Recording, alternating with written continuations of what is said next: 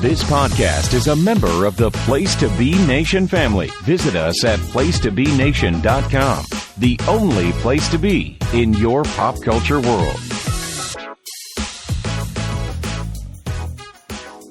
Place to Be Nation. Welcome back to another episode of Lady and the Beard. I am Miranda, and of course, I'm the lady. But our beard is joined, of course, my friend Kelley. Kelley, how you doing? I'm good. Good. Anything new in your world? Not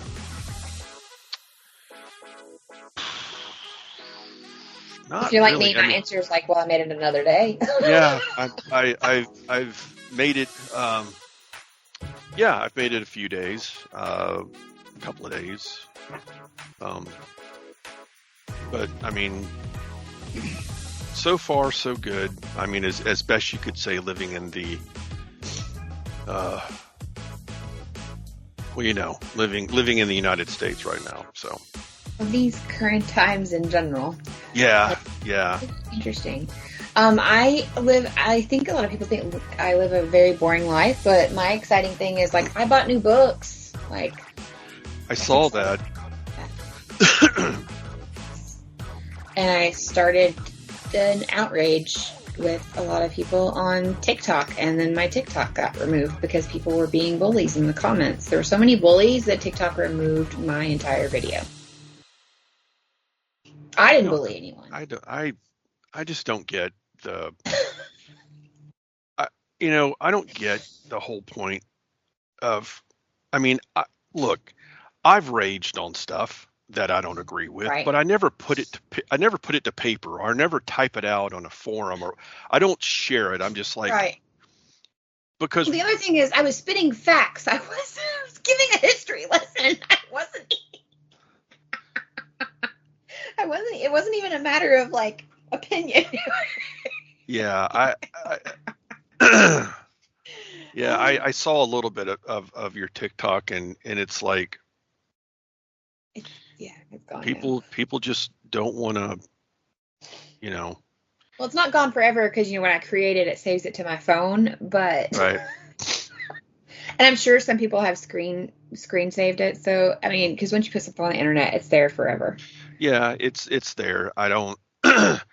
But I can understand people venting to themselves, but when mm-hmm. you put it out there, you're not going to try to change somebody's mind. I mean, if you're going to rant, I mean, if you want to have like a debate, or you want to say, hey, I read your post, I understand where you're coming from, but here's my point of view. Here's what I think about it. And you have right. some sort of like real adult. Yes, because I did with someone. I did. They were like, hey, actually. And I was like, oh, thank you. Like, we had like a great exchange. It was fantastic.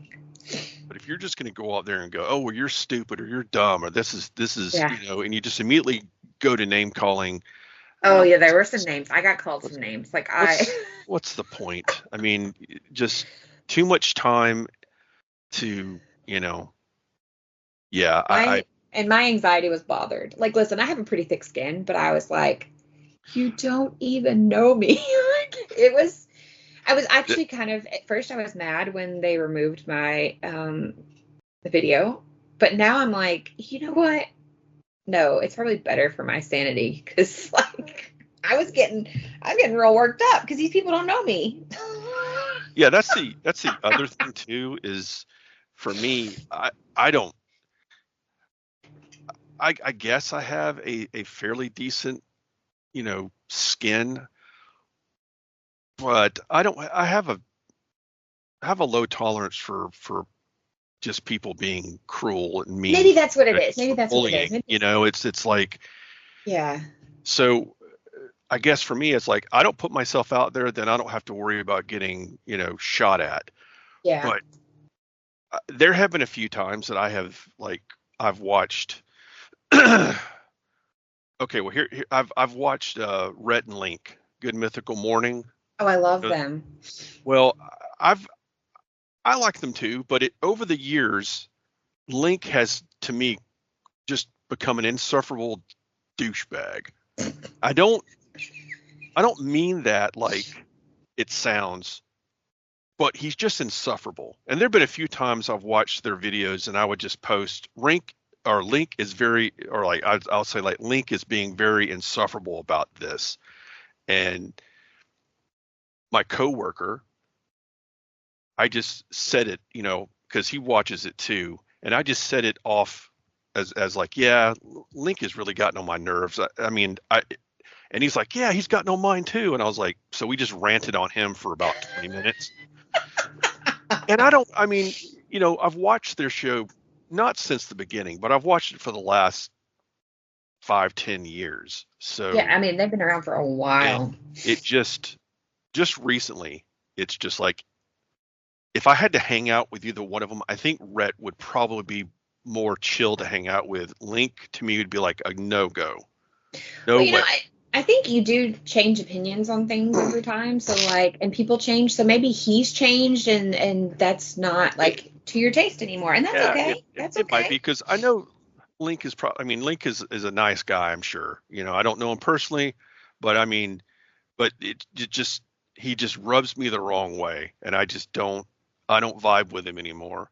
But, okay. But it's, me saying that, I posted once or twice on different videos. I was like, he's being very insufferable in this video.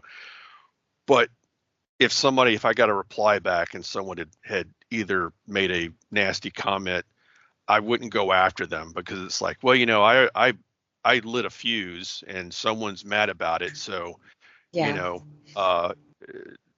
There's kind of a difference, rather than I just made some sort of lighthearted post about it and then someone just decided to be rude, then I would be like, well, you're a jerk. I think that would have been fine. Like, this sounds really bad, but I think you made a good point. Maybe it's that I do have a thick skin, but it's like the wording and the bullying they were doing. It's like they weren't making comments about like my looks or anything like that. They were just using like really crude, like, you're a stupid me. And I was like, you're testing you're saying I'm dumb, and I do have a problem with that. Like, it's one thing to be like, actually your fact is a little skewed, or, let me tell you, like, the one guy was like, actually, your information is fantastic. I'm glad you're sharing. This is really good, but let me add to it this. And I was like, oh, thank you. That is good.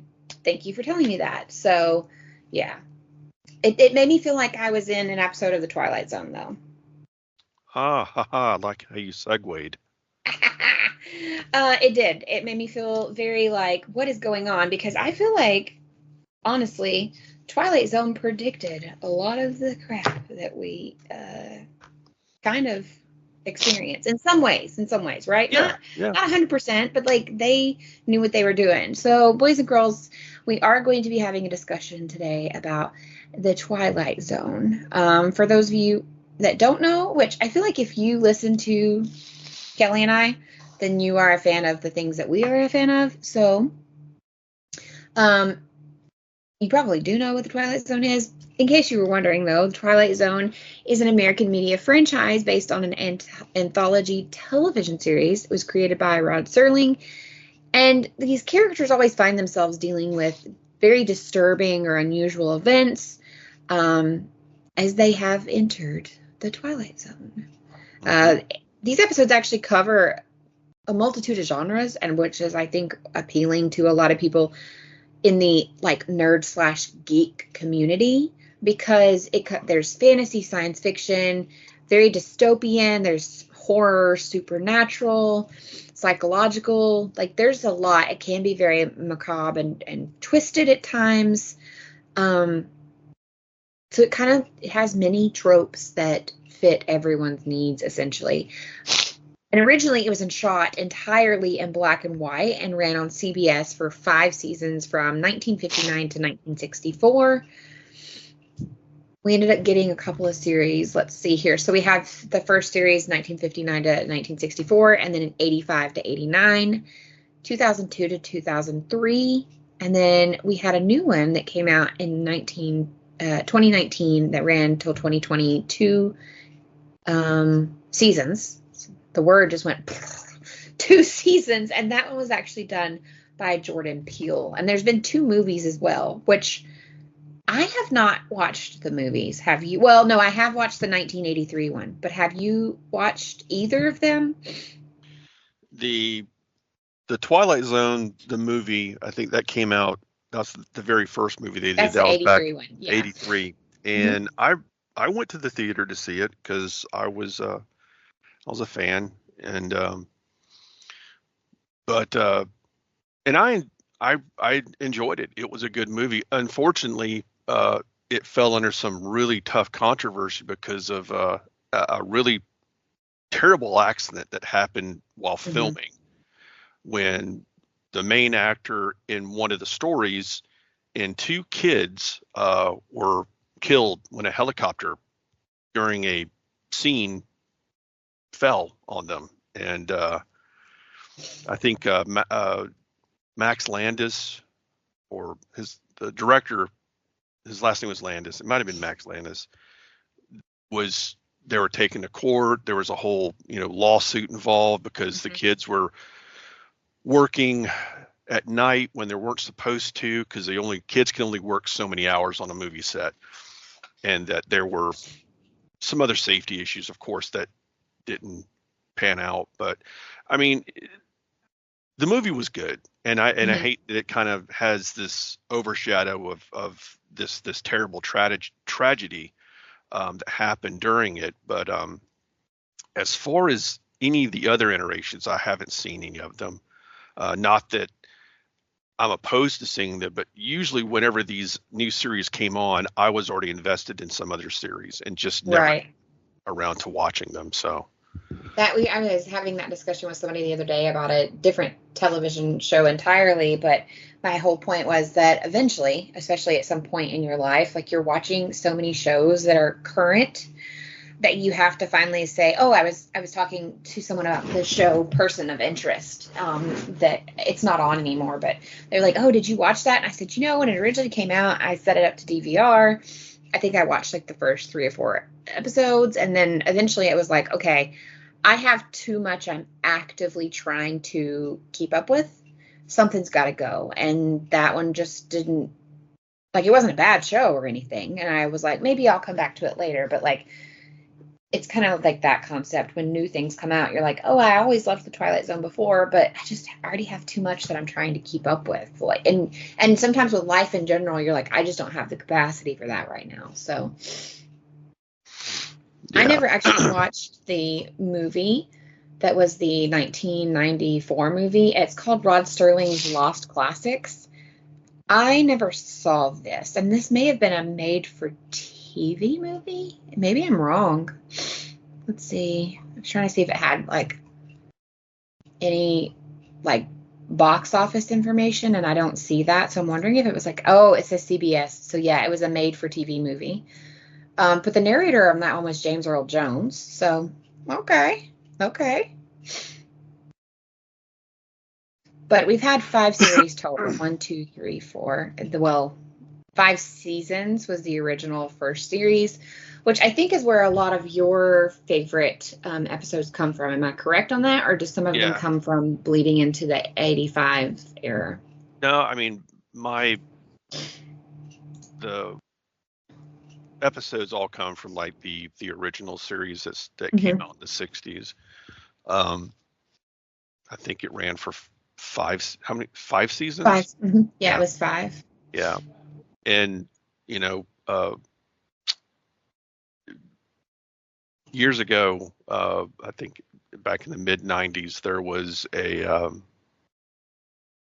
were reruns. I there remember were watching. reruns, but Yeah. where I really kind of got reinvested in it was back when the Sci-Fi Channel was actually the Sci-Fi Channel and Oh, a when it was decent good. channel.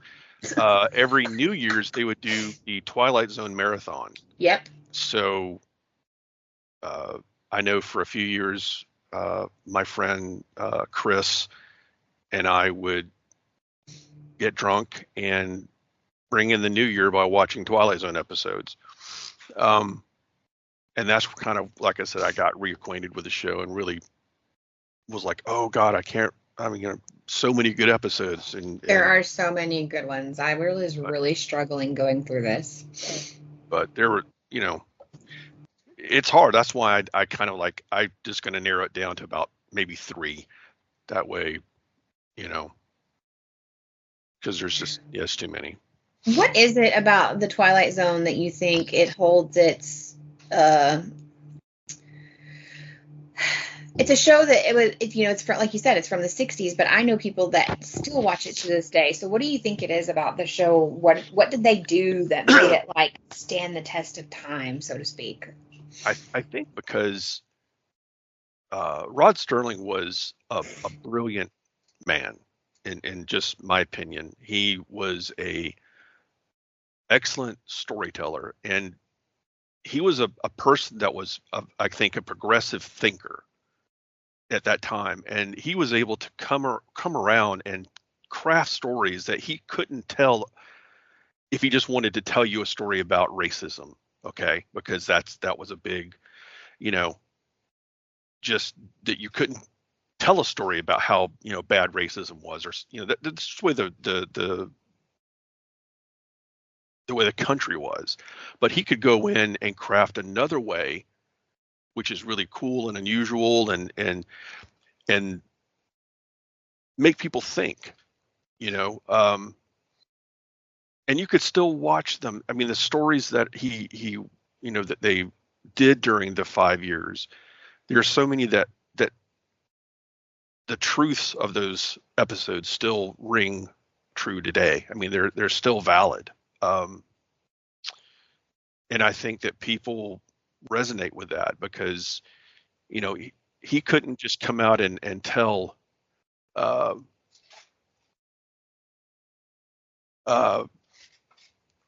like I said, he couldn't just come out and tell certain stories because just the way the networks were. I mean, like the networks were so rigid. Like you couldn't even have a woman and a husband in bed together. They had to be in separate beds if they were shown in their bedroom with a nightstand and whatever. I want to say, I think Mr. and Miss Brady were the first couple to ever be in one bed in TV history, or however you want to say. But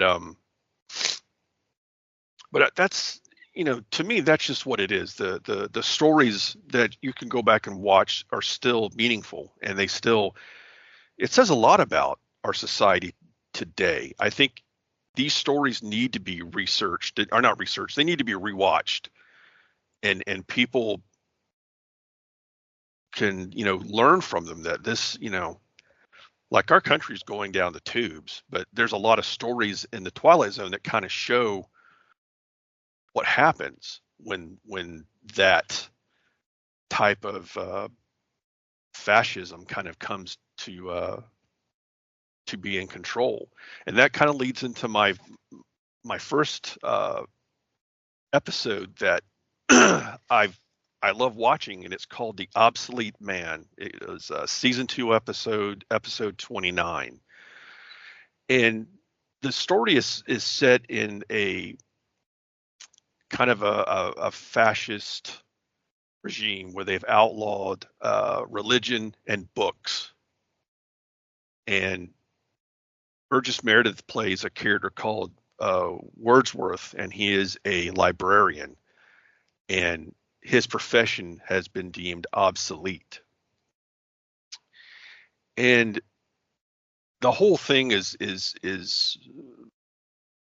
set up around the fact that,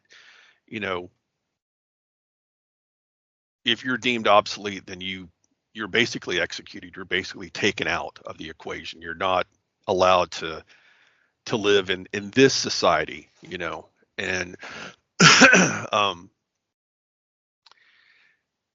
he's allowed to choose his means of death, and he ends up, the antagonist is this individual who's the head authoritarian in this regime. Isn't it just like the chancellor or something like that? Yeah, he's like the chancellor, and so he ends up tricking the chancellor to be with him when his time comes. But he hasn't actually told the chancellor what his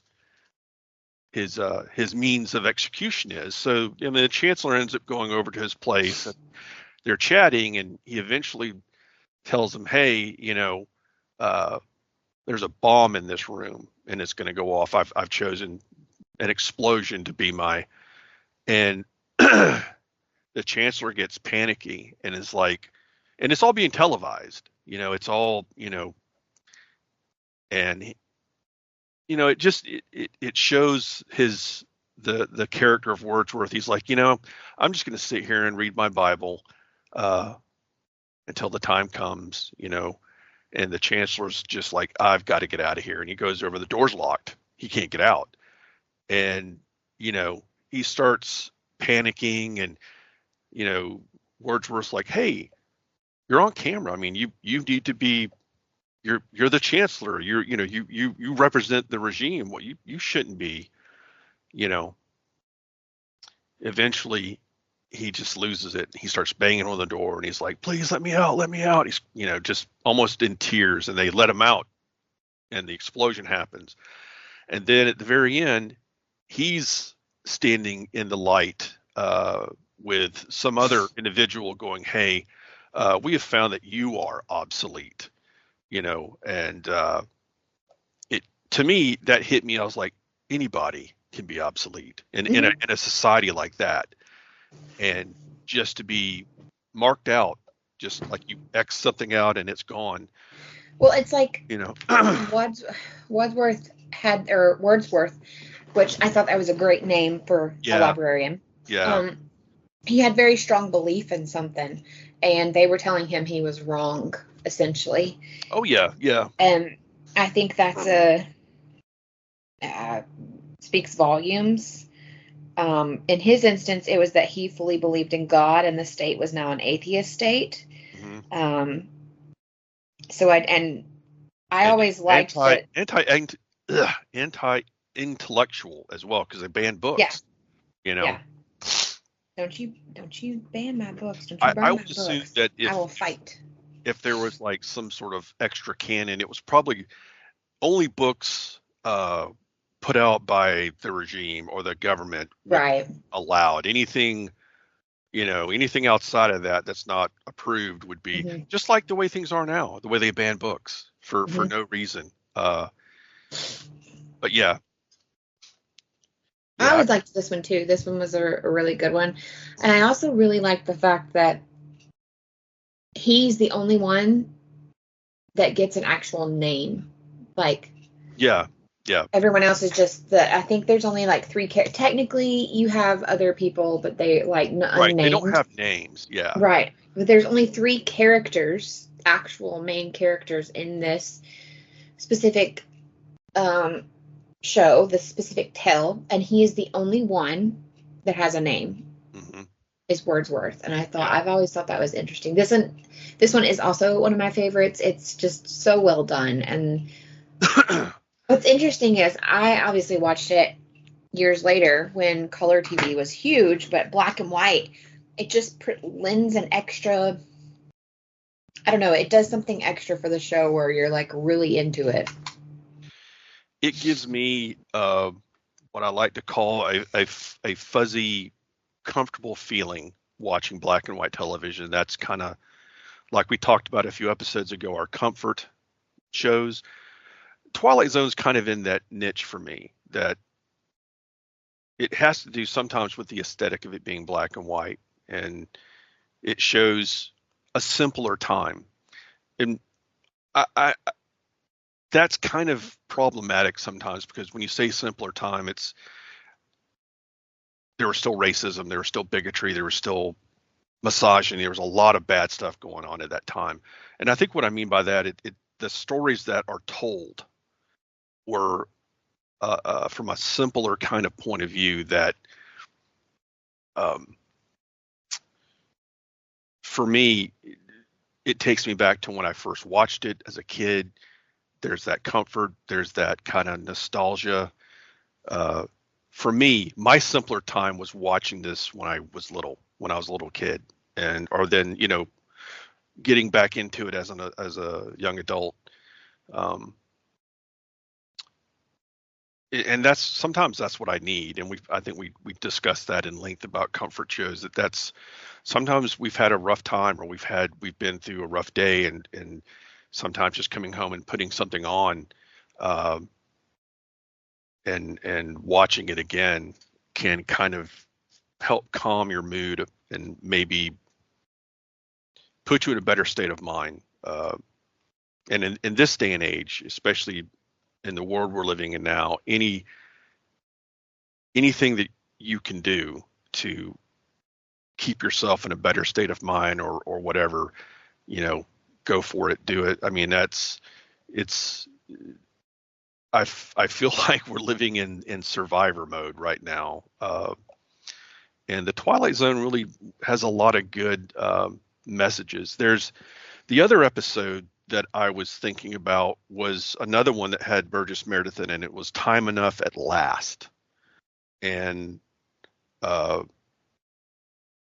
it's a very simple kind of story where, you have this guy who works at a bank, I believe, and he's got these very thick glasses. He's very bookish. He's not, Do you remember what season that was? I'm sorry. It was season 1. I thought so. I couldn't remember. I think it was like one of the first episodes that I remember watching, because it had such a, and I'll get to that, but you have this episode character. 8. Yeah, you have this character who is kind of like you. If you could just sit and read for however long this is what the guy wanted to do. If I had no read limits, I mean, I also love gaming and many other things, but if I had no read limits, yeah, and so this guy spends all his free time, or all the time that he has when he's not working, reading. And at some point he goes down into the vault and to read on his lunch break, and an H-bomb gets dropped and just decimates the city, which again, that's another one of those scare things that was a possibility back during that time, Oh, for sure. And he comes out and he's looking around, and he's kind of taken in the fact that, everybody's gone. Everybody he knew is gone. The city's in ruins. I think he's walking around, and he manages, I think he gets to like where the library is, and he's looking around, he's looking at all the books, and it's kind of hitting him like, I can sit and read now, and he's, he sits down on the stoop or whatever, and there's all these books stacked up around him, and he leans down, and his glasses slip off his face and hit the concrete and break. They crack. Oh my God. And these are thick glasses. I mean, this, obviously this guy has horrible eyesight. I feel you, brother. Yeah, and that is such a gut punch, because you're kind of like, because now he can't read. Yeah, now I can't read, and it's like it leaves you, or it left me with a very I was really upset. I understood the guy's situation. He didn't want to work. He didn't want to be bothered with people. He didn't want to be social. He just wanted to read. Mm-hmm. But was that really the best thing for him? I mean, right. I think it's also a good explanation of there are people in the world that are different. Yeah. This, to me, this is like a kind of, I would say, this Burgess Meredith's character, did he have a name? Yes, Henry Bemis, because they say it. I was actually going to read the closing narration, because this is what always breaks my heart every time I watch this episode, because we have a narrator that introduces and closes out the show. You know that, but in this one, it says, "The best laid plans of mice and men and Harry Bemis, the small man in the glasses who wanted nothing but time. Henry Bemis, now just as part of a smashed landscape, just a piece of rubble, just a fragment of what man has deeded to himself. Mr. Henry Bemis in the Twilight Zone." Yeah.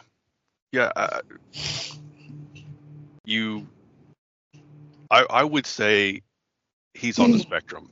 He had to. That's that's I felt. I'm sure that, they didn't have that kind of diagnoses back then, but we all know there are a lot of and this is not a real person. This is just a character. But I want to say, I think, Rod Sterling had his ideas set on what he wanted this character to kind of be, and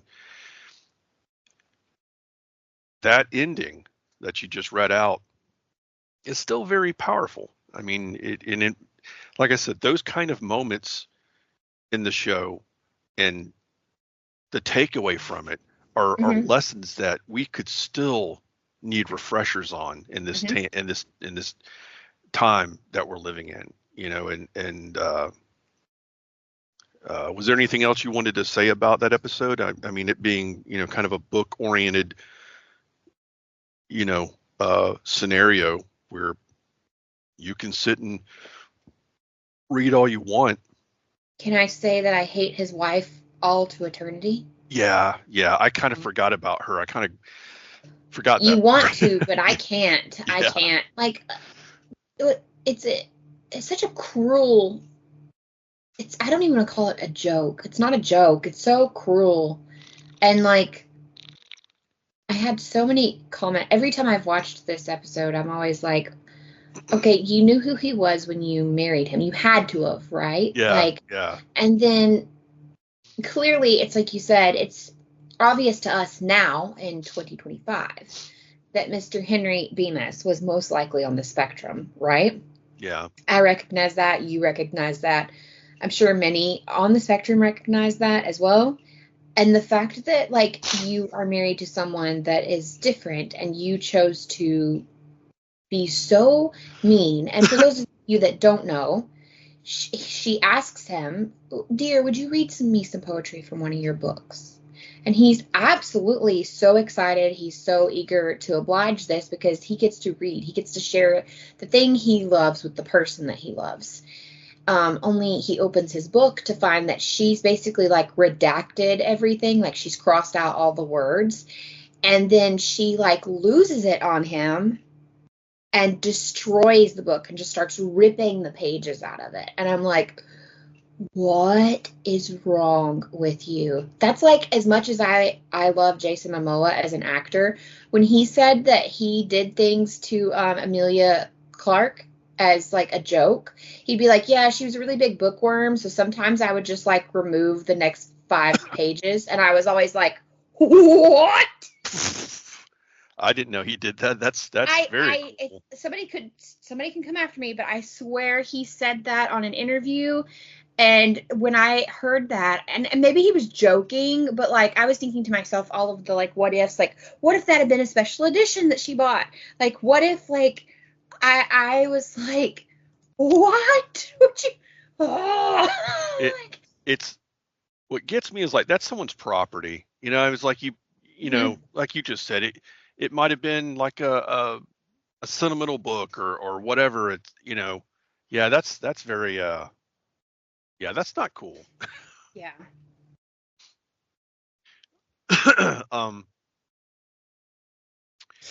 There's this was. Oh yeah. Revealed that Momoa found a way to make her pay attention to him. He adopted this method of ripping out the last pages of his book. Maybe it wasn't Emilia Clarke he did it to. It was Amber Heard, and we all know how I feel about her. But even the way I feel, regardless of how I feel about her, you don't do that. You don't rip pages out of somebody's book. No, I destroying books in any fashion to me is just And then saying you did it because you wanted somebody to pay more attention to you. yeah. Come on. So anyway, side note, I have a problem with people ripping people's pages out of their book. I have never in all my years, well, no, I will say, when my brother was really little, of course, he was a very small child. He did that to me a couple of times. But like the anger I felt for Henry when I watched this show the first time, and I was very young, like my chest ached. Yeah. Okay, I'll leave it at that.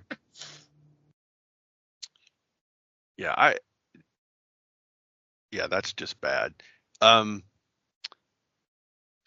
There's the other episode that stands out. I think this is my third. Is one that I think is my favorite, but at the same time most terrifying. And it's the episode called "It's a Good Life." Came out season 3. Mm-hmm. Has Billy Mooney, the actor who plays Anthony Fremont, and Billy Mooney also played in Lost in Space. He played Will Robinson, also a ginger like myself. Went on to play Lanier on Babylon 5, Ambassador de Lynn's attaché, I guess. Mm-hmm. But just a really good actor. But he plays this little kid, Anthony Fremont, in It's a Good Life. And there's no, I mean, the episode opens up with Anthony kind of swinging on a gate, and obviously there's something off about him, and you end up finding out that this kid basically has like godlike abilities, and he has taken the little town that he's in basically hostage, just pocket dimension. He's in control. Yeah. And he basically Scarlet Witched the shit out of this town. Yeah. And I mean, people eventually find out through their own means that these things are done by him, and you can't upset Anthony. You've got to, I think one thing they say, oh, that's good, Anthony, you did a good thing. Yeah, that's really good. I think they repeat that a lot. You did a good thing. Am I right? I haven't seen this one in a long time, but I think that phrase, you did a good thing, gets said a lot. And the scary thing is that got me was like, this kid can read your mind, because at one point this guy is thinking just some really horrible thoughts, and he's like, I would stop doing that if I was you. And I mean, eventually he doesn't, and Anthony ends up sending him to the cornfield, which is basically death. He changes one guy into a jack-in-the-box because, they're having this birthday celebration for him, and he gets a little drunk because somebody decided to give him brandy, which I was like, I wouldn't drink around Anthony, not at all, because, you're going to get drunk around him and he did. He ended up getting sloshed, and he said his piece. He said how he really felt. Oh, he talks about how miserable this place is. Yeah. And tries to get, while he's got Anthony's attention, get one of the other guys to just crack him over the back of the head and kill him. And of course no one does, because they're frightened. They're scared of this kid. And he eventually turns him into a jack-in-the-box. And then his father's like, hey, send him into the cornfield, Anthony. And he does. But to me, thinking about being around someone who has all the power, all the control, and you have to be on alert all the time. There's no, you can't let your guard down. You can't let a random thought run past, you can't do anything in fear for your life. And when I first saw that as a kid, I really didn't understand the scope of it until I saw it when I was a little bit older, when I was in my teens or young adult. And I just thought about, God, if I was in there, I would just tell Anthony to stick it and send me into the cornfield. I couldn't live like that. Mm-mm. you know, but you know, the other thing is like some people may not, you know, want to die. I mean, it's not like I want to die, but that's like Right. if you're given the choice between living under that kind of just constantly having to be monitored and measured and having to be hypocritical about how you feel and not being able to be really free, then what is it then? You're in some sort of prison. Mm-hmm. So and it's also like I was thinking about it just recently that it's like you know, somebody in power, like a tyrant or a fascist who is, you know, you think about Kim Jong Un of North Korea. He's got his entire country under his thumb. Nobody talks bad about this guy. Nobody says anything. Everybody it's all good. And what I just described in an episode of Twilight Zone is a reality for the North Korean people. Mm-hmm. And I, you know, when I said this show kind of can make you think about events and the way the world is and from all different points of view. And to me, those three episodes are really, really, you know, they're important, and at least to me, that I think that they've got a lot of merit. And I agree. I mean, there's a lot more. I mean, uh,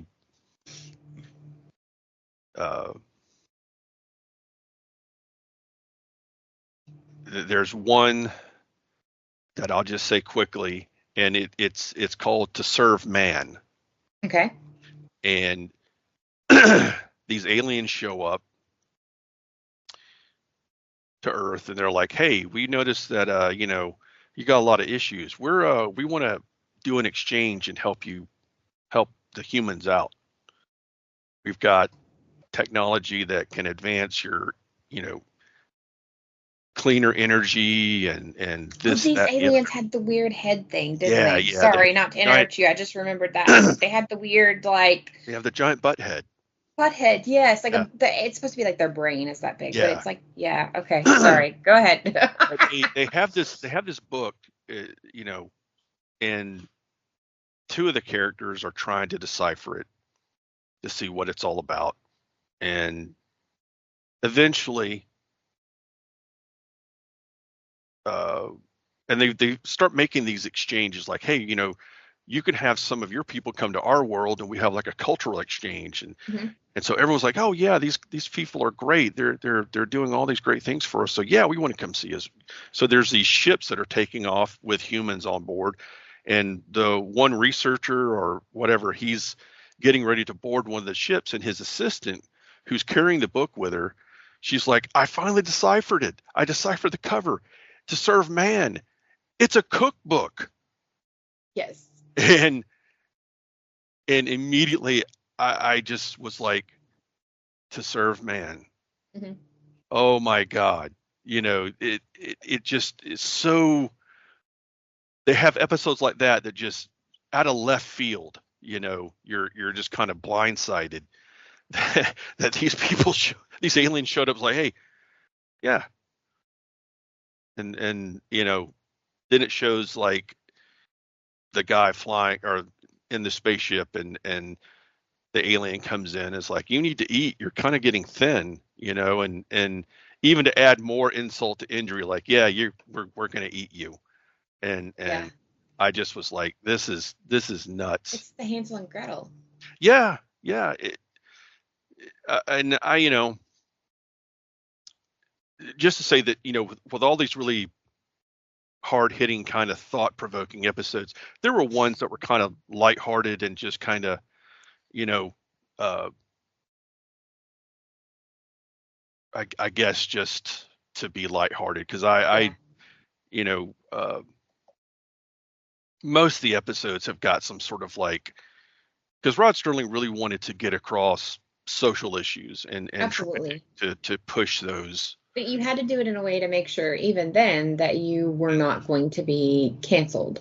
You Yeah. had to do it in a way where some people weren't going to get the issue that you were trying to present, and other people were going to go, oh, oh, wow. Oh, Yeah. okay. And I think he did a great job of that. And which I asked you earlier, why do you think this series stands the test of time? And in my opinion, one of the reasons I think it stands it is because he does present issues in such a way that they're still relevant, because unfortunately history repeats itself over and over and over and over again since the dawn of this earth. And so these are always going to be issues that we have to deal with. And so I think a lot of the episodes really do a great job, because we're like, oh. Yeah,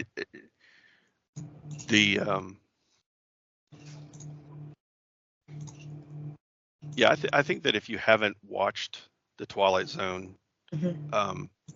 I think it's worth giving it a shot. I mean, it's on Paramount Plus, Mm-hmm. all 5 seasons. The new series is on Paramount Plus as well. The Jordan Peele series. Yeah. Mm-hmm. Okay. I hadn't.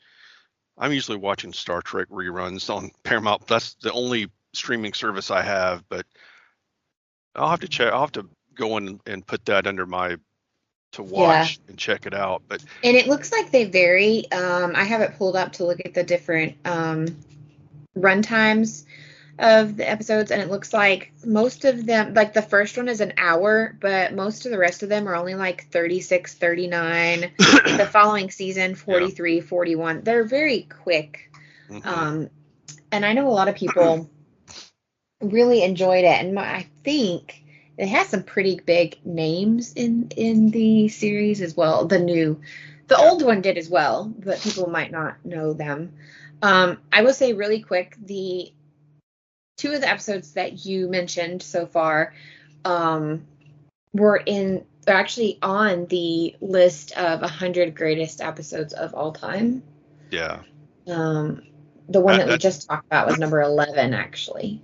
That's not surprising. Mm-hmm. Most of the ones I think that stand out the most are the ones that I remember watching during the marathon, because we start drinking at like 5 or 6 in the afternoon, and sometimes on those marathons, if I remember correctly, because I used to watch them as well, they would actually show, I don't think it was like in specific order. I think they would do like the 100 or something. They would do like the greatest ones. They didn't do like, let's start at season 1. Like, no, I think they had like a little bit of every season, whoever set it up, to just to do it that way. But yeah, because I just remember most of them being really good episodes. Because I've gone back and rewatched season 3 and 4 recently, and there were episodes that I just don't remember. Same. Like seeing them for the first time. They weren't bad. I just like, I don't remember seeing this one. So. Well, I wonder also if that has something to do with like when you and I were originally watching these. I was obviously watching reruns because of when I was born, right? But even then, when I was watching them, the way that you kept something was to record it onto a VHS. So it makes me wonder, did we just miss them? Because if you weren't sitting in front of the television when it aired, you didn't watch it. Like, that's not how that worked. You weren't going to get to watch it. Yeah. So I'm wondering if there's just several that maybe we truly never saw. Well, I remember when I would watch when I was little. I want to say I think the Twilight Zone came on Sunday evenings, or maybe it was Saturday night, because they were doing these were of course reruns, and like around 9 o'clock or whatever, and it wasn't like they were on like a season per se. They're not doing all season 1. Like every Saturday they might show an episode from one of the other seasons, or however they had it set up. So yeah, it may have been just that there were episodes that I never got around to watching, because I haven't actually I've watched the first 3 seasons since I got Paramount, back to back to back. and then I took a break, and then I watched the fourth and fifth, and that's where I think between the third and fourth season, I think I was there are a few episodes I saw. I was like, God, I don't remember ever watching this one, Mm-hmm. and that may have been it. I mean, because they're if you were watching syndicated shows, you were at the mercy of you got to better be there to watch it, or if you have a VCR at the time, record it. It's like I've told you before, I was a senior in high school, and I remember telling people no, I couldn't go out until a certain time of night on Friday night, unless it was like football game night, because like I was required to be at those for different things that I did in high school. But like I would be like, no, I can't go out because it was CSI night, and Dad and I were watching CSI. Yeah. Because it was still the dawn of like, you better be in front of the television if you want to watch it. I mean, yes, you could set it up to record on the VHS and stuff like that, but like you better be in front of the TV if you want to watch it. Yeah, or you had to wait for the season to come out on at that time DVD, but like right. Yeah. Not everybody had a VCR. No. I didn't. I think I was 17. I worked all summer and I bought, and my parents helped me out because I mean I got most of the money, but oh yeah, I remember this. A couple of $100 to for get your VCR. My VCR. So I remember our first DVD player was pretty expensive. I've always grown up with a VCR, but obviously by the time, anyway, like my grandparents had money, so like I grew up with a VCR. And then like, but I remember the first DVD player that we had in our house, it was not cheap. Like it was a expensive like family gift one year. It was like hey kids, we all got a DVD player. Like I remember it being expensive. My friend Daryl and his family were the first people I knew that had a VCR, and they had just recently moved to Enterprise from Germany because his dad was a pilot.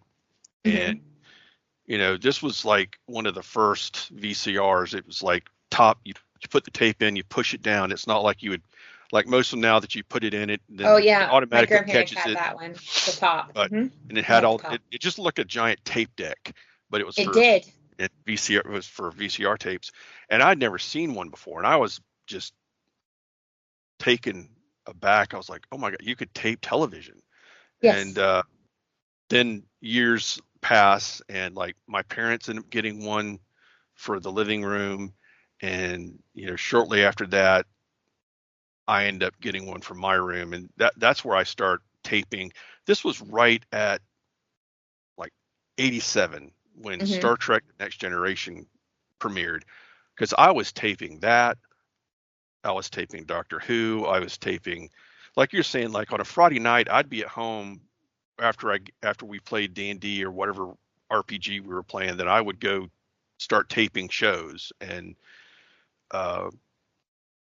because I just wanted the whole idea of having a collection of like some show that you like was like really important to me. So I agree. But it's God, technology back then was, it's like looking back at it now and looking at, like, I have stuff packed up.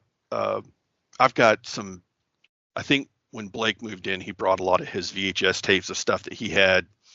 And I remember I was trying to declutter the living room, and I was like, what am I going to do with these?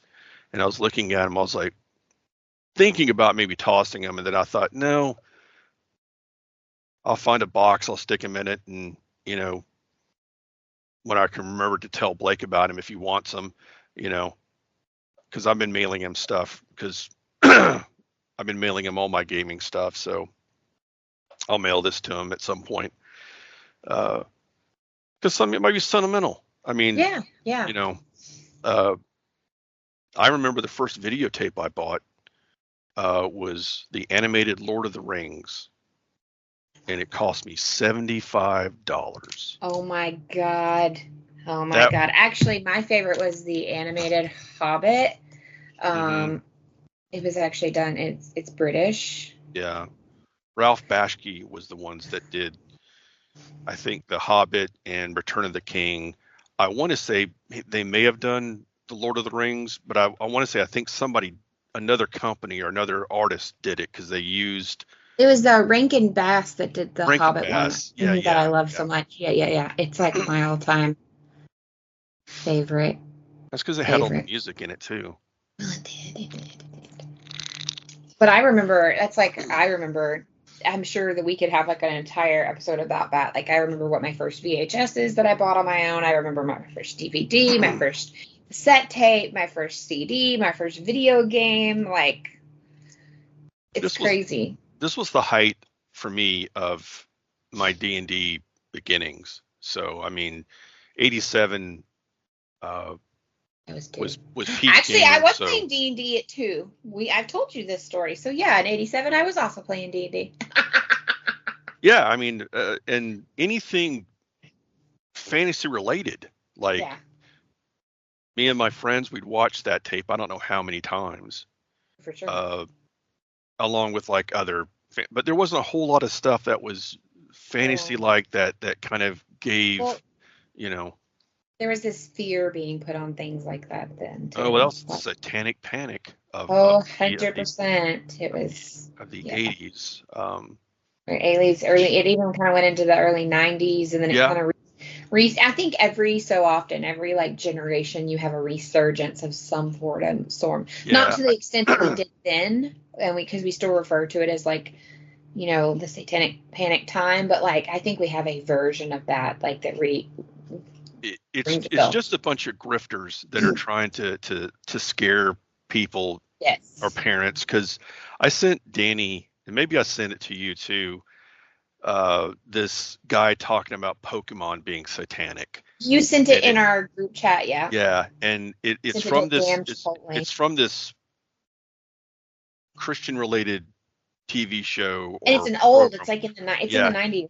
Yeah, and I remember this. I saw that, and I remember sitting down and watching it on YouTube because I found it, and I was like, and I sat and watched and just laughed. It was just it's like these people have no clue. They're just grifting, fear mongering. 100% fear mongering, and I guarantee you, some people probably did that with Twilight Zone episodes too. Oh, I'm sure. I mean, yeah. Yeah, I'm sure there's parents who are like, oh, you can't watch that. That's demonic. Oh my God. Or it's just. I'm so glad that even though my parents were religious, your parents were very like forward thinking, welcoming. They were a little progressive.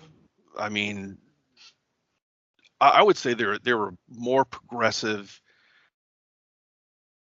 Me being the third and last child, because I was really hands-on. Yeah, I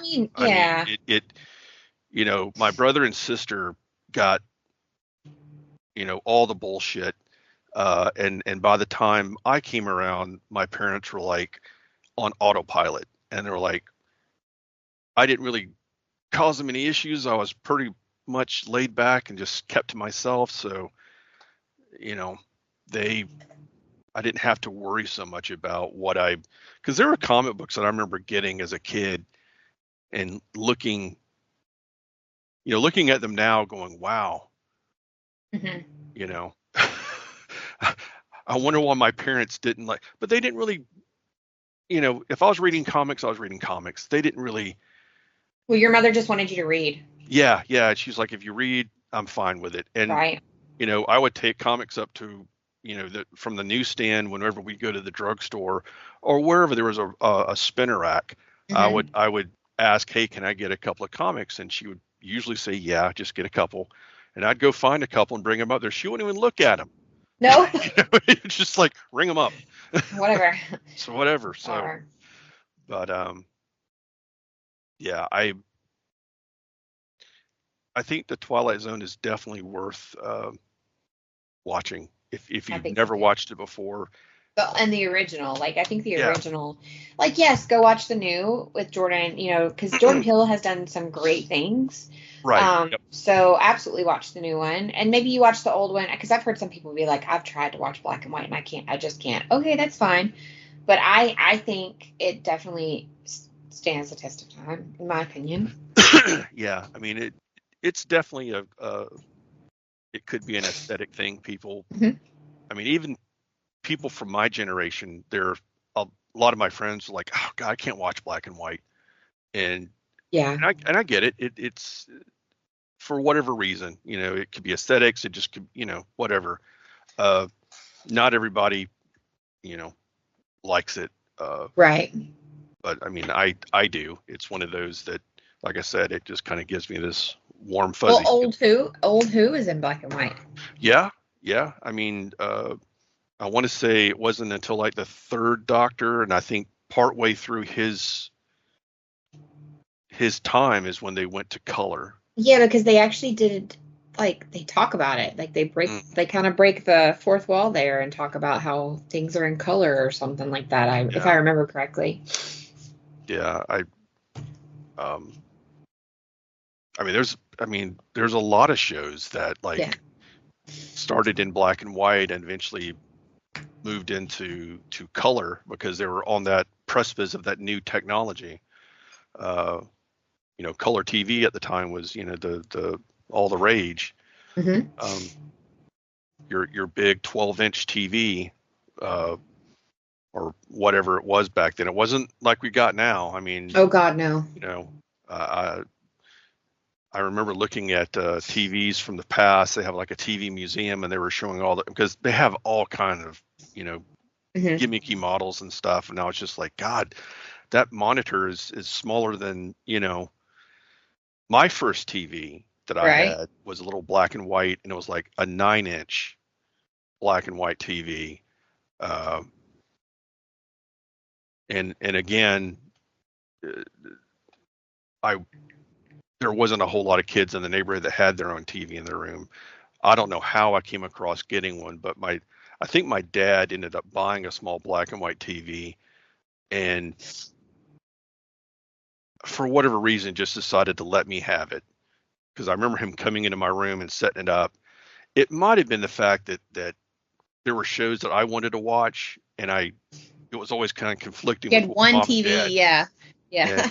And so I think my dad felt bad and just was like, okay, well, we'll get him a little black and white so he can watch his shows in his room, and which I did. I mean, it was really cool to have that, but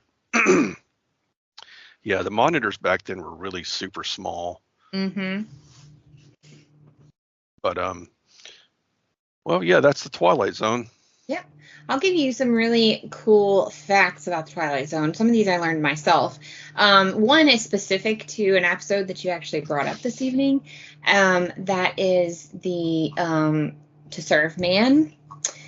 And it is actually been referenced multiple times in pop culture, usually with the line, it's a cookbook, or some variation of that.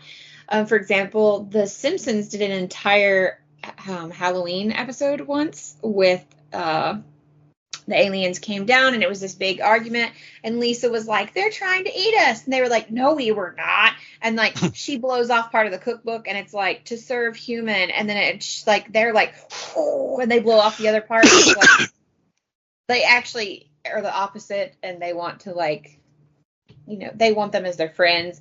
One of mine and your very favorite shows references it, Buffy the Vampire Slayer. Mm-hmm. It's referenced in so many different things, to include, there is a reference to the episode that has found its way onto an unofficial emblem for the United States Air Force unit. Huh. Neat. Yes, I did not know about that, but it's for the 509th Operations Group, and it's like an unofficial, because I don't know if you know this, I think maybe you do. Sometimes units create like a different patch for like they'll let somebody in the unit like design it or something, and they'll sell it, and the funds will go for like Family Day or something like that. And it's like an unofficial emblem. Because we used to have some for Jerry's unit, and so yeah, apparently a reference to this specific episode is on an unofficial emblem for them. I was like, oh, that's really funny. But it's been referenced in a comic strip. Like this one comes up a lot, so I thought that was really funny. In the 1960s, if you were an amateur writer or just a really good fan of the show, you could send in a script to be considered for an episode. In total, about 14,000 scripts were sent in. Serling read 500 of them, which think about that. 14,000 were sent in, and I'm sure someone was reading them and they had to get past that point to get to Serling. He read 500 of them. What's funny about this, though, is none of them were ever made into an episode. He said only 2 were any good, but they didn't fit the format of the show. Interesting. I was like, what? Star Trek would do the same. I think they had a lot of writer submission stories for Star Trek too, which is maybe that was the thing back then. It may have been. Eventually, we're going to have to do a Star Trek episode. So when we get there, we'll have to look up like how many actually, if any, made it to syndication, or if they just took different ideas.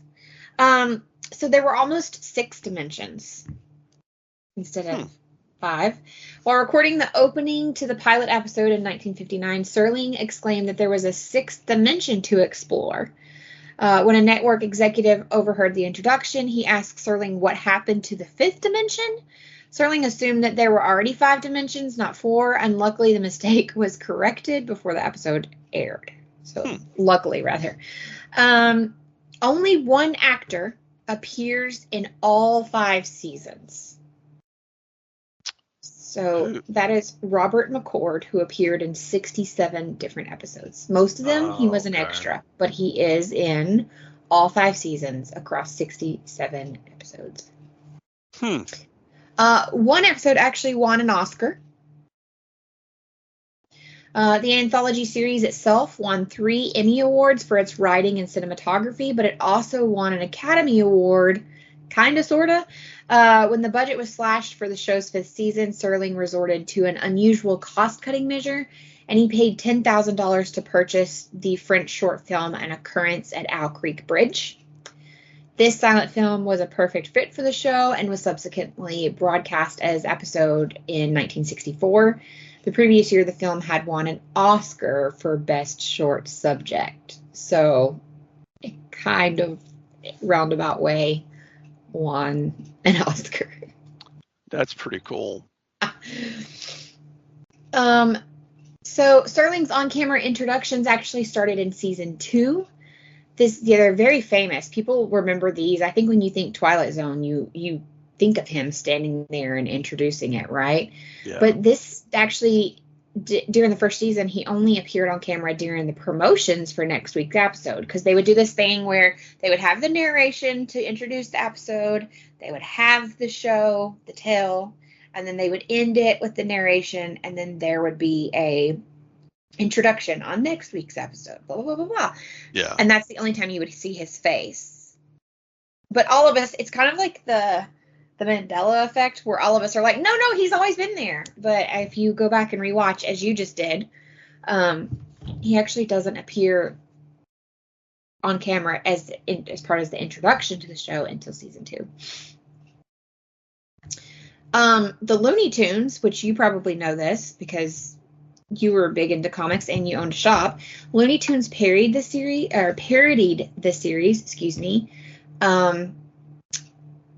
Warner Brothers and DC Comics released the Looney Zone, basically a comic series that was parodying many of Serling's most classic episodes using Looney Tunes as main characters. It was actually pretty good. Nice. He also used to be, he was also very nervous. I remember hearing or reading that he didn't really like being in front of the camera, and like a lot of times he had a cigarette, and that was kind of his, helped him kind of almost like a stim, basically, like a relaxation thing. He's but what's funny is when I learned that he's so fluid in front of the camera, though, like it's strange. Yeah. But I get it. I think that he, I don't want to keep saying people are on the spectrum, but I want to say I think he may have had, he at least had anxiety or something. Yeah. I mean, it maybe not saying spectrum, but yeah, he definitely had, for somebody who had that kind of forethought and kind of progressive thinking, probably came along with his own anxieties and things, because he wants to tell these stories, he wants to be wants to get this kind of thought-provoking narration and things out there for people. So right. Yeah. One of the other really cool facts is we actually had Star Trek actors, which we just mentioned Star Trek, appeared on the series. We have Shatner, who appeared in 2 different stories. One was Nightmare at 20,000 Feet, and the other one was Nick of Time. We also have Leonard Nimoy, who appeared as a soldier in the Philippines during World War II in an episode called Quality of Mercy. And then we have George Takei, played a Japanese-American man in the actually very infamous one that was banned called The Encounter. Interesting. I didn't know that. Yeah. You already talked about the involuntary manslaughter case that took place with the movie, where actually the director was charged with involuntary manslaughter. 9-month trial. The jury ended up acquitting him in 1987, and he settled with the families of the victims out of court. Is it John Landis? It is John Landis. Okay, yes. I said Max Landis. That's his son. Oh, okay. Yeah. But it was John. Yeah. Okay, yeah. And only one of the stories gets a sequel. So we had reboots of this show in 1985 and then 2002. But there's only one of the stories of the shows that gets a second part. I bet I know what it is. Wait, which one? It's a Good Thing. It's A Good Life, but you're right. Good Life. It's A Good Life. Yeah, because it's Anthony as an adult. Yes. Who has a young daughter who has his same ability. Yep. It was turned into a sequel in the 21st Century reboot. We have Cloris Leachman and Bill Mumy reprise their respective roles, of course, as mother and her mind-controlling son, making them the only 2 actors to appear in both the original and the 2002 series as well. Then I guess maybe I did watch some of the relaunch series or whatever they. Do you think maybe you watched the relaunch because you found out that they were continuing the story or something? I don't know. I just remember, to be honest, that's the only episode I remember. So it may have been like a coincidence where I happened to catch that they were doing this, and I made a point to watch it, or something like that. Because when you said there's only one, characters that make a reprisal in another a sequel episode, I was like, it's A Good Life, because Billy Mumy is an adult playing that Anthony character Fremont, and he has a daughter who is just like him. And which, I mean, you would think that would happen if he had a kid. Yeah. And I don't remember much about the episode, unfortunately, but I just remember that was pretty cool. Yeah. So a lot of Twilight Zone fans remember a specific phrase, and I was blown away by this fact, but this phrase was actually only uttered 3 times in the series. Over the 5 seasons, it was only uttered 3 times. However, it is something as a fan that we think of all the time. Do you know what the phrase is I'm thinking of? I put you on the spot. It's okay if you don't. A phrase. I can't think of one. I mean, submitted for your approval. Oh, yeah. Okay. Yeah. I remember this was quoted at my house all the time. when I was growing up. And so I really thought it was in this show more than it is. But Right. a lot of people have made it like synonymous with the show. It was actually only uttered 3 times over the course of the 5 seasons, and it was used in 3 different stories. Cavender is Coming, In Praise of Pip, and A Certain Kind of Stopwatch. I was like, oh, I really thought it was said way more than that. Yeah. If you had said that, and if you said how many times is this phrase mentioned, I would recognize the phrase. I probably would have said, oh, every episode, a big number. That is interesting. Yeah. They actually had 4 different stories that were removed from syndication when they originally aired. One of them was the one that I already mentioned, but they said the reason that these were removed was because of the complexities of race in America at that time, they felt like it perpetuated very harmful stereotypes. Yeah. Which makes sense. We've had that happen in a couple of other shows. Yeah. Yeah, during that time was very flaky when it came to, if you were a showrunner like Rod Sterling, and so I want to do a show about, if he just said I want to do a show about racism, it would have been completely, nope, can't do it. That's why he had to come up with unique ways to tell a story that was about racism. I mean, Star Trek has an episode that stands out. It's called Let This Be Your Last Battlefield. And the 2 aliens that are fighting, one is black on his right side and white on his left side, and the reverse of the other. And it's clearly about, racism, but they couldn't just come out, I guess, and make it about that. Right. Blatantly or overtly. They had to kind of do it covertly. And race does kind of come up in the episode, because eventually it's like Spock goes, why are you both fighting? Because Lokai, or whatever his name is white on the right side and black on the left side, and I'm and by that time you're like, oh, dang, okay. So but yeah, that whole time, it's like I was saying earlier, like you couldn't show a husband and wife in bed together. Yeah. And they were always in separate beds. And I was just like, it wasn't until I got older I was like, how did they have kids? And then you're like, oh, okay. And I think I think the Bradys were the first one to actually be filmed in a bed together, as far as sitcom shows ran, which is so. If you think about it now, it's so. Now there's everything shown. The Flintstones are actually cited as being the first couple to share a bed on television. Okay. I Googled it. I was curious. A brief history of TV couples sleeping. Was the Bradys not in there listed, or? Well, that's the first that popped up. Let's go through the list real quick. It doesn't really have. It kind of has something to do with Twilight Zone, but we're gonna keep going. So, we have. I'm reading this real quick.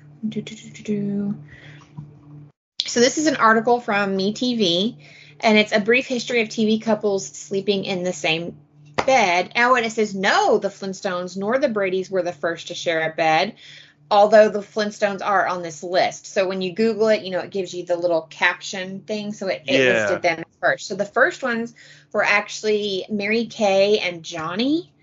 I am not familiar with this show. It said it premiered on a long dead DuPont network before briefly jumping to CBS and settling on NBC. And the main characters of the show were actually married in real life. It was Mary Kay and Johnny Stearns. I know who they are, but I don't know the show. Yeah, I don't either. And apparently it was people credit I Love Lucy for being the first show that worked her pregnancy into show, and that's not true. This show also did that first. They did it first. So they were the first to work the character's pregnancy into the show, and they were the first show to have husband and wife sleeping in the same bed. But to follow that, the next show that would do it would be I Love Lucy, which is not surprising to me, actually, now that we think about it. Yeah. I wonder where I got the idea for Brady Bunch. Hang on, they're on the list. Okay, so in 1947, we have Mary Kay and Johnny. Then 1952, we have The Adventures of Ozzie and Harriet. Yeah. Which I do know that one. In 55, we have I Love Lucy. So actually, Lucy was third. I don't know why they have her as second. I think that's just a typo.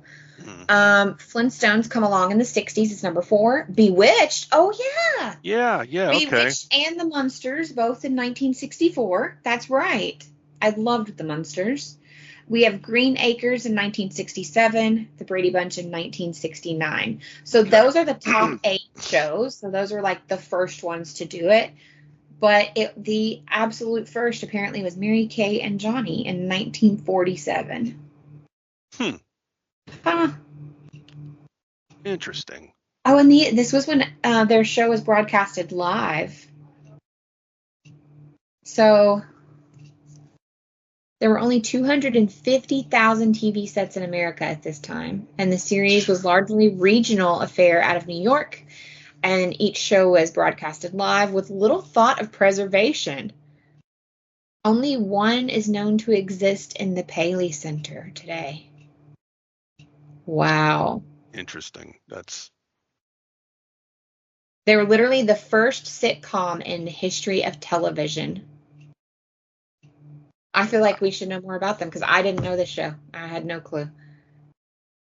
Yeah, that's a new one on me. But they said perhaps the reason why people didn't get worked up about them sharing a bed was the fact that they really were husband and wife. Right. Which maybe is why people didn't get worked up about Lucy and Desi either. It might be that. I mean, that makes a lot of sense. It says that they famously slept in separate beds when the show premiered in 51, but eventually they do get around to being in the same bed. That's intriguing. Okay, we all learned something new today, boys and girls. The standards and practices for TV back then were just so just Puritan based. Just, you had to so different as opposed to how things are now. 100%. So I see why the Flintstones were now listed as being the first, because they apparently were the first animated couple as far as people can remember. There's not, they were the first animated couple, but they are not the first. But yeah, the others that we read off, like you and I both watched Bewitched and the Munsters. So I was like, oh, why didn't I think of those? Yeah. That's interesting. Yeah, very interesting. Well, I'll give you 2 more quick facts about the Twilight Zone. And I should have brought this one up earlier when you were talking about Serling doing the introductions. So apparently the original narration, Serling wanted Richard Egan. Richard Egan has this very rich, deep voice.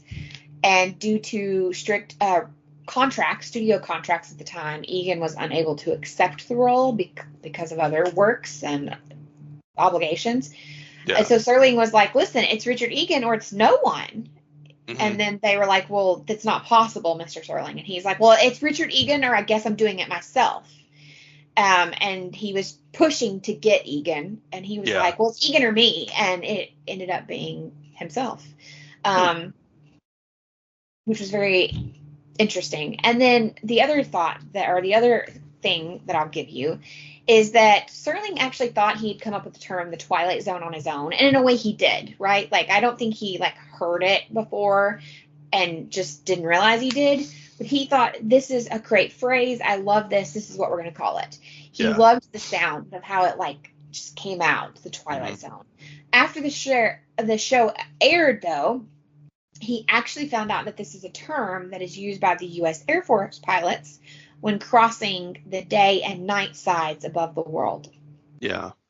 So when you're flying over the world and you turn day to night, they refer to it as the Twilight Zone. Appropriate. Yes. Yes. So that is some Twilight Zone facts for you. If you have a favorite Twilight Zone episode, tell us what it is. There were too many for me to choose. That's why I let Kelley do the choosing. Well, even then, I mean, I sat. That was probably really hard, wasn't it? Yeah, for a day or two while I was playing Final Fantasy, I would sit here with my monitor and was looking over episodes and, going, how do you, we want to do, not a super long episode. We want to do just a normal episode. I want to keep I want to keep people's attention. Yeah. Yeah. So, and I can be long-winded sometimes. So I'm going to do a few, and make sure you pick ones that you really enjoy, that you would, if you rewatched, Well, and you actually ended up picking ones that I would have also picked. If you're somebody that wants to get into Twilight Zone, but you've never watched it before, and you're like, I don't necessarily know that I want to sit down and from the beginning, here are some suggestions that I have for you. There are a couple of lists out in the world. There's one from TV Guide, one from Time Magazine, and one from Rolling Stones. So this might be a good place to start. TV Guide has, it's 100 greatest episodes of all time of this specific show. The Time Magazine is the top 10, and the Rolling Stones did 25 best.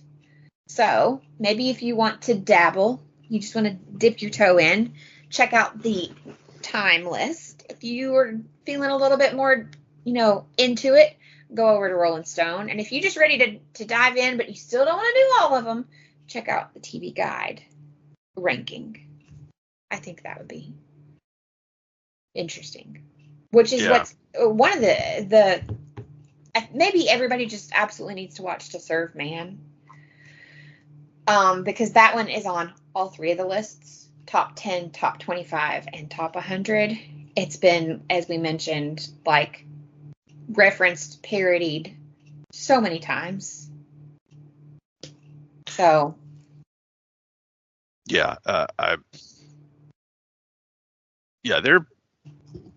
there's so many, like those lists. You have like one that's a top 100, then you've got one that's a little bit shorter.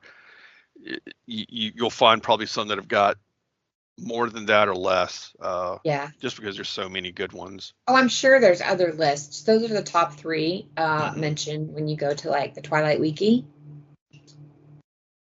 So let me rephrase that. Twilight Zone Wiki, because if you just go to Twilight Wiki, you get in something else. Oh. You get in Sparkly Vampire. Right. Wrong. Which Twilight. I am also a fan of, but I'm not. But I think you would be if I made you hate watch them. I understand. I've watched the first 2, and look, I'm a huge fan of Kristen Stewart. I think she's adorable. I think my favorite movie that she's in, that's one of recent, is Underwater. It's kind of I guess kind of like a creature feature, but I've always, I know that people like to dog on her for acting, and listen, not every actor is for everyone, but they're for someone. So to me, it's not it's the whole concept of the vampire in those movies that bug me, and this is just me coming from, Camp Buffy and vampire. Oh, I love them too. So but I have a lot of friends who adore the Twilight movies, and like I say, that's great. I've at least watched the first 2. I don't know how I got shanghaied into watching them, but I did. It wasn't me. No, it wasn't you. I want to say, I don't fucking remember, but I just know I watched them. I was entertained. I can say that. I wasn't like, in pain watching them, but exactly. But yeah, I mean, and also those are easy. Those are shows that everybody has a feeling on, and Yeah. it goes either way, and I maybe it's a little easy to punch on Twilight because there's so many people that do, and I'm not wanting to be that. Let's jump on the bandwagon. They weren't my cup of tea. No, But see, that's the difference. You watch them and they weren't your cup of tea. But I think there are a lot of people in this world that hate them for the same reason they hate Nickelback. For no damn reason. Yeah. Yeah, there's a lot of Nickelback hate. I've thrown a few just to be edgy, but What I love about Nickelback is that they even like make fun of it themselves. I don't have a dog in the fight. I don't hate. Yeah, people are probably gonna come at me for this. I don't hate them. I don't hate Nickelback. There was a comedian I saw years ago who he had a little bit about Nickelback. He's like, what did Nickelback do to anybody? He goes, what's with all the, and he goes on to talk about Guy Fieri. What did Guy Fieri do to everybody? What did Guy Fieri ever do? You know that he like set up a charity for like, schools to sell whatever popcorn. So much, yeah. And he's like, everyone just gives him shit because he just has his hair dyed and spiked, and he's like boisterous and is like, hey everybody, I'm Guy Fieri. Like, yeah. What did he actually do to anybody?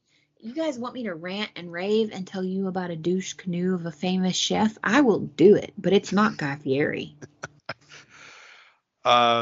There's one chef I'll say, and then you could tell me yours. But oh God, he was on the Food Network. Yeah, mine's Food Network too. Mm-hmm. And I want to say I think he has red hair. Long? Not long. No, that's the fat guy, and I can say fat because I'm also a fat guy. And I'm not shaming. Look, fat, you fat. I'm not, But anyway, oh God, I can't think of his name. He probably the same one I hate. Okay. I think it's the same one. It's motherfucking Bobby Flay, isn't it? Bobby Flay. Yeah, that's him. The reason I hate him, let me rephrase it. I don't hate anybody except for Trump, but I dislike Bobby Flay. And the reason he was on an episode of one of my favorite shows. God, this lack of sleep is killing my recall. It does. I'm feeling it. Iron Chef. I love Iron Chef. The original Iron Chef. And he was so disrespectful because in Japan, there's all this decorum and things that, and he like stood up on the work area that he was going to be working on or whatever. And that was just like, oh, that doesn't. They were like, what the fuck are you doing? That's not even why I can't stand him. Well, you can tell me why, but I don't know enough about the guy. I just remember seeing him do that on Iron Chef, and then later on seeing that he had his own show, and all I could think about was like, you're a dirty son of a bitch. You stood on your workstation and acted like a jackass. Yeah. To the Japanese people. You made a good influence on. You're a really horrible influence. That kind of deal. So yeah. I will say, for any of you that really wants the down low on the Bobby Flay beef, you can go to TikTok and search the phrase, why millennials dislike Bobby Flay. Okay, now I'm probably going to have to do that. Which I will say, I used to be a fan of Bobby Flay because I used to be a fan of all things Food Network. Like, your girl used to watch so much Food Network. And I still do from time to time. And actually, Kaden used to love Beat Bobby Flay. That's the name of the show. It's where, like, people come on and they have to try to beat him, do his dish better, or he tries to do their dish better. And then there's another Bobby Flay show that Kaden actually liked because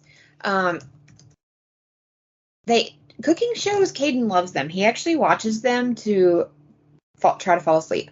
So the other one he really liked was, I think it's called Throwdown with Bobby Flay.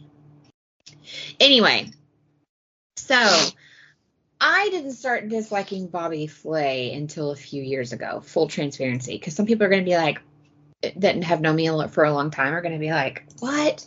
So I have a problem with some of his cooking. When I look back on some of his shows, I feel like he rolls into, especially on the Beat Bobby Flay, he like rolls into other people's territories. Like he goes to Maine and tries to outdo their lobster. Like, I'm going to do a better lobster roll than you. And he does like, to me, he's not like disrespectful, but it's like the way he goes about it. And I don't know. And then there's all these rumors about him and Jada De Laurentiis, which kills me because I love Jada. Apparently, they were having an affair with each other. It's like kind of common knowledge. Now they're like, they both left their people and now I think they're together. He apparently has done things like thrown fits, kind of like that. Do you remember when James Corden was like, do you know who I am at that restaurant? And we were like, we don't care. Apparently Bobby Flay has pulled that many times. Apparently he's quite the diva with like ordering furniture, and just like the way he treats people is not the same Bobby Flay that we see on TV. So, yeah, I think he's gotten a little egotistical, and so he's lost a Michelin star, which apparently is not actually hard. It actually is harder, not as hard as you think, to lose a Michelin star, but he did something where it can't be re-earned. And do you know he's worth $60 million? Well, there's another reason to hate him.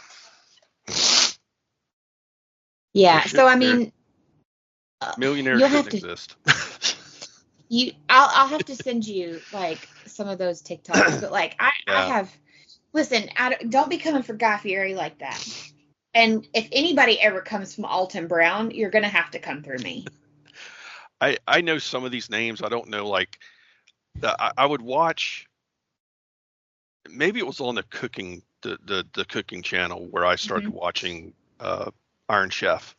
Yeah. Because I mean, these were all like, these were syndicated over here. I didn't watch them when they originally came out because that was something, I guess. Well, there was original Iron Chef, and then there was Iron Chef America. I didn't watch that. I did. I didn't. I stuck with the Japanese. Japanese, and was never a fan of cooking shows, but just the whole theatrics and the ingredients and the whole spectacle was just captivating. You'll know Alton Brown. He's the one that he was like Bill Nye meets cooking. Yeah. Okay, I know him. I know. He would explain like, and it literally like the intros and exits and the little like mini segues were very Bill Nye-esque, and he would explain like, this is why you don't do this. This is why you need to let it chill. He came from a very scientific viewpoint. I love the man. Yeah, I think I've seen some of his show. Well, I mean, you've been to my house enough that I know you've seen Food Network. Yeah. I mean, I like I said, I want to say I think Iron Chef was on Food Network. I think that's where I originally saw it, and from time to time I would probably maybe catch one of the other shows that you were talking about, and the other the other redheaded guy I was talking about, the fat guy. He was an Iron Chef. American Iron Chef. Yeah.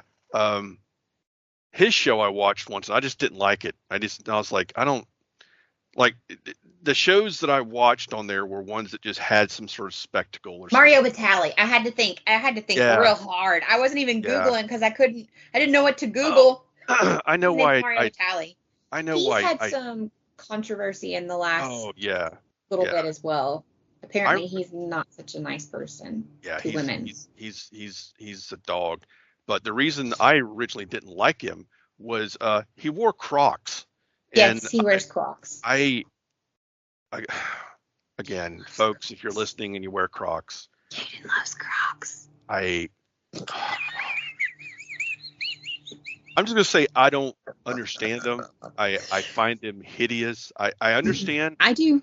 My friend Brad wears them all the time. He wore them the Caden entire loves them. time, and he says they're comfortable, they're easy to, and I'm just like, They are. they're plastic shoes with holes in them, and I just can't get over that. That to me, it just is aesthetically, it's like, where you have some sort of aesthetic thing, like, my Yeah. my niece, this is completely on a different, but she doesn't like eggs. She doesn't like the consistency or the texture. Just looking at those things makes me It feel makes you feel like she does about it. yeah, it's just like, oh God. Caden absolutely loves his. They even make these things called gibbets that you can put in the holes on them. They're like decorations, right? Yeah, and he has Tenacious D gibbets because they sold them at the concert because they wear Crocs too. Right, I know. Look, I see people every day wearing Crocs, and I will say from a standpoint of Caden with his I don't want to use the word quirks because that doesn't sound right. Right. Like with his preferences, he really likes a slide on. He really likes something quick and easy, like running around the trash, like he doesn't wear them like if we're going to the mall or he's going to an appointment or something. He wears them around the house. Like he loves them. And I used to make fun of them too. But then I started stealing his to like go to the garden or take out the trash. And I hate to say this, but they are the most comfortable things. Like they massage your arch where it needs to. Like these are too big for me because my child is a giant, right? They are way too big for me, and they still they hug your arch, and it's bad enough that I will admit here I asked for a pair for my birthday. Okay, I mean, look, I want them for like taking out the trash, going to the garden, like wearing in the house, but not having my actual shoes on in the house. I can't. I think if I tried to put some on, I'd probably throw up. I I understand. They are visually just. No, I'm with you. They're ugly as sin. But that's why I'm going to get them in like bright ass pink because like, I don't. For those that like them, that's great. I mean, like I say, I try not to poop on other people's stuff. And as I say, yuck someone else's yum. Yeah, but just for me, it's just not it's a no go. And what is it? What's his name on American Idol? No, that's a gnaw dog. That's a gnaw for me, dog. That's a gnaw. That's not for me. But I mean, it's not like I know there's people out there that hate Crocs, but I've been there since day one. When I first saw them, I was just like, I was with you. This is plastic. No. I was the assistant manager of a Journeys shoe store when they first came out. So trust me, I know. And they were wanting us to like push these things. Like they were giving us incentives. Like if you can sell this many pairs of Crocs, like if you can, and really the people that they were wanting us to like get was like people on their feet all day long, like nurses. And we had a lot of nurses that came in and bought them for the longest time. And then I think there was some question about the holes on them. So now there's versions without holes that are more like a mule. There's actually at one point there were like ballerina type slippers, which you're probably like, I don't know what that is, but it's like it's a women's like shoe. It's more like a shoe. They did those. They now have Croc like sandals that look like actual sand. Listen, it's crazy, but I remember when they originally came out. Yes, I was actually an assistant manager of a shoe store, so I get it. I was like, you're never going to sell any of these. I was like, oh, great. What are you doing to me? Good. There goes my commission is what I was thinking. I want to say, I think the guy who invented Crocs or the guy or whatever, he recently got into some trouble, but I don't remember what it was. But this is my last thing on the Crocs. I understand they're comfortable, and especially like if you're a nurse or somebody that's on their feet all the time. Mm-hmm. Hey, comfort is king. But I don't know. Oh my God. The inventor of Crocs is worth $736 million. Why didn't I think of this? Shouldn't exist. Why didn't I think of this? God. you're never going to use all that money. You're just never. I mean, I'd use it for good, but I'm just Well, saying. that's what I'm saying. Like people, like if that was me, or if it was you, you know, you could do so much good for other people. You could start nonprofits, or you could build housing, or you could, just find ways to enrich other people's lives that there's I could go on a tirade about this. I don't want to go on a tirade because that's we're almost done. Spread the wealth. Right. I mean, that's what we'll say. Help your fellow human. I mean, that's the right thing. If we want to get to a Star Trek-ish society, that's what's going to have to be done. And when you're Elon Musk, to me, this guy is a villain of the worst capacity. He's dollar store Tony Stark. Much to be Tony Stark, but really not. He's at best Dollar Tree or Dollar Store. He's evil. He has all of this power that he could change. Well, that's what he is. That's he wants so much to be like that, and he's not. I mean, he all the money that he wasted on Twitter and his SpaceX crap, he could have gone out and helped countless people, people that desperately need help. But yeah, that's just my stance. I mean, there shouldn't be any millionaires. There shouldn't be people with that kind of wealth. This just shouldn't exist. Our world is hurting too much now that, if we don't come together and try to be a society that treats each other equally.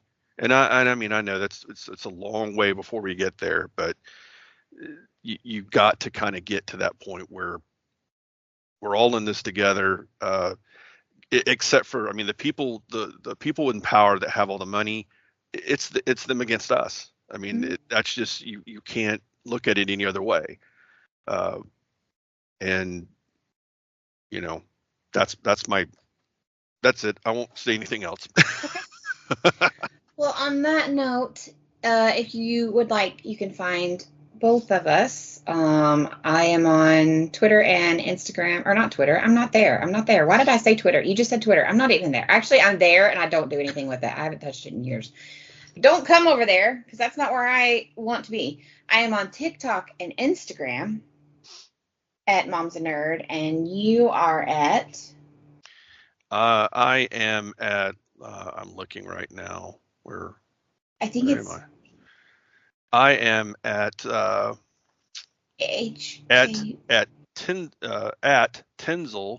Oh, that's right. Tenzel 2814 on Instagram. And I'm usually there just posting comic book related stuff. And and my TikTok, it is at Oa Art. That's OAART 2814. And that's right. I forgot you had changed it. I occasionally just post comic book montages and crap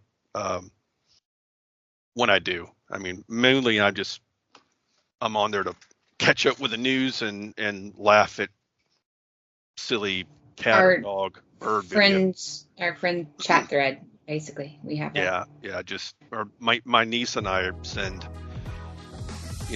our love language is sending each other just crazy TikTok. It's called pebbling.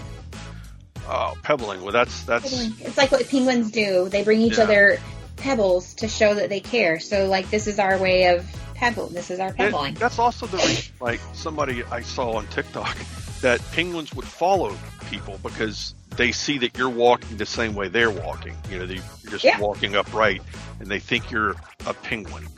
Yeah, maybe they're like, oh, you're one of us. Yeah. Mm-hmm. Yeah. Penguins are fascinating. I love them so much. there was one I saw where this penguin saw like a trainer or somebody, and it waddled over and it was making some sort of cute little noise, and it was, the person was rubbing the belly, and it just was having like, just excited, just happy. And I was like, that's baby elephants and penguins are kind of my, if I see that, if I'm having a shit day, I will crack a smile because they're adorable. They are adorable. Well, I've had fun. So if you want to, sorry, go ahead. No, I was just going to say, I had fun tonight, and I enjoyed it, and I definitely needed it, so. Same here. So if you guys don't want to end up in the Twilight Zone, and you want to keep all the cute, cuddly penguin videos, be kind, and we hope you have a fantastic rest of your week, day, whatever it is. Yes. We'll see you next time. Bye.